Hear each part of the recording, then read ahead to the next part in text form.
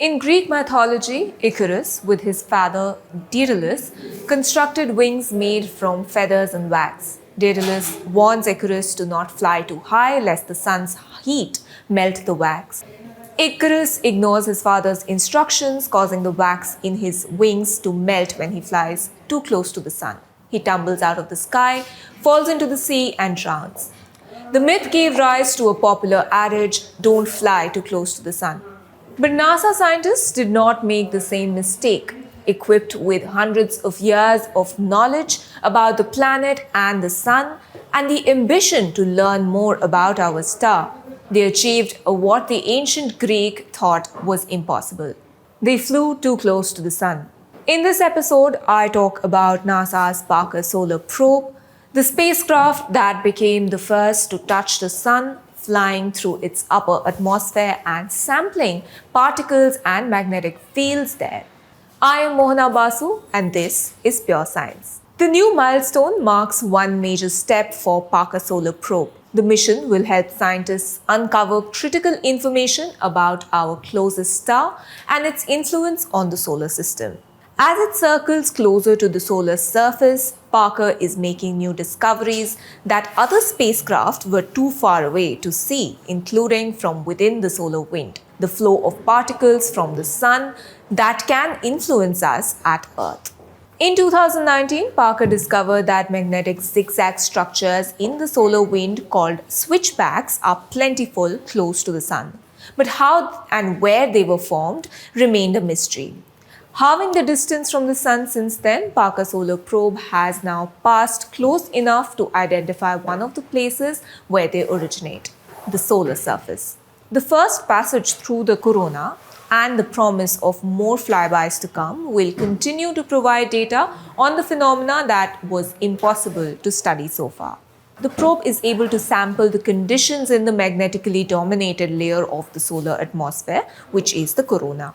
The Parker Solar Probe was launched in 2018 to explore the mysteries of the sun by traveling closer to it than any spacecraft before. Unlike the Earth, the sun does not have a solid surface, but its superheated atmosphere is made of solar material bound to the sun by gravity and magnetic forces. As rising heat and pressure push that material away from the sun, it reaches a point where gravity and magnetic fields are too weak to contain it. That point, known as the Alfvén critical surface, marks the end of the solar atmosphere and the beginning of the solar wind. Solar material with the energy to make it across that boundary becomes the solar wind. This wind also drags the magnetic field of the sun with it.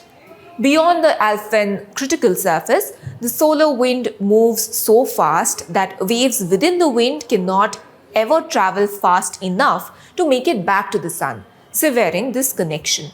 Until now, researchers were unsure exactly where the Alfvén critical surface lay.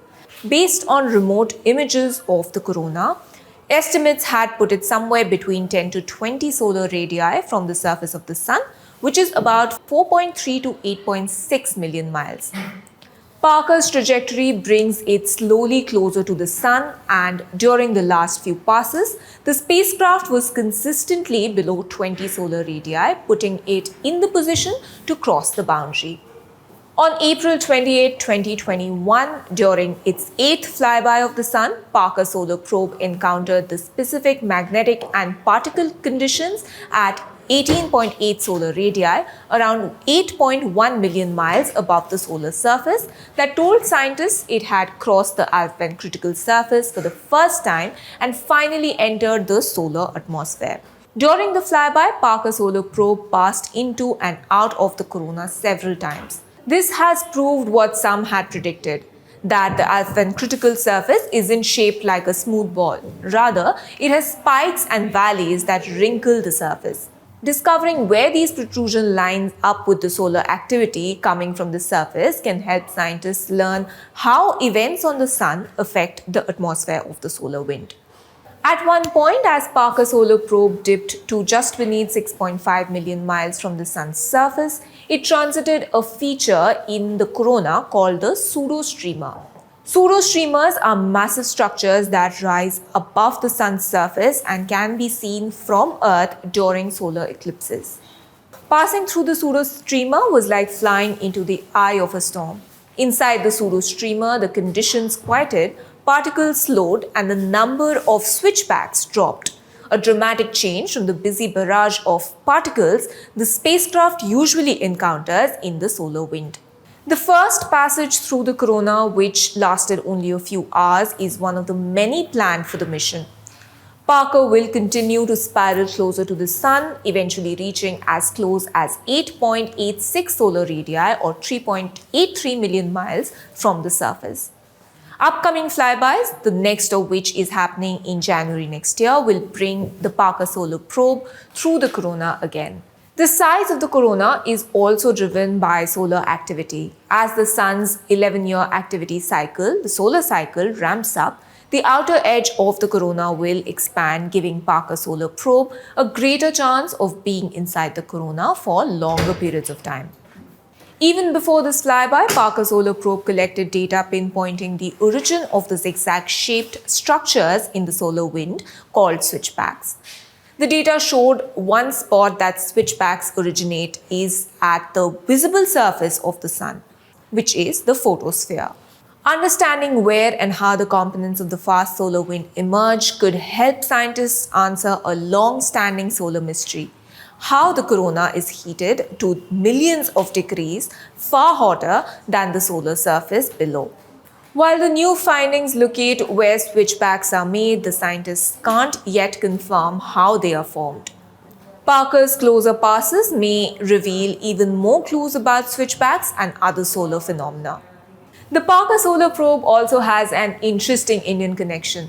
The mission may have panned out differently had it not been for Indian-American astrophysicist Subrahmanyam Chandrasekhar, whose intervention made it possible for a research paper proposing the existence of solar wind to get published in the first place 60 years ago. The solar winds were first proposed in the paper by Dr. Eugene Newman Parker, after whom the probe is named. Incidentally, Dr. Eugene is the first living scientist to have a mission named after him. Back in 1958, when the 31-year-old Parker suggested that the charged particles streamed continuously from the Sun and filled up space, the scientific community refused to believe him. The prevailing opinion at that time was that the space was total vacuum. His paper was rejected twice by two different reviewers. It was Chandrasekhar, then a senior editor of the Astrophysical Journal, who intervened and overruled the reviewers and allowed the idea to be published. A memory card containing photos of Parker and a copy of his 1958 scientific paper is also traveling aboard the solar probe. The spacecraft systems are protected from the extreme heat and radiation near the Sun by a solar shield. The solar shield is hexagonal, mounted on the sun-facing side of the spacecraft, 2.3 meters in diameter, 11.4 centimeter thick, and is made of reinforced carbon composite, which is designed to withstand temperatures outside the spacecraft of about 1,370 degrees Celsius. This is Mohana Basu, special correspondent at The Print. If you like our work, do consider paying for a subscription to The Print. You can do so through the link in the description box below.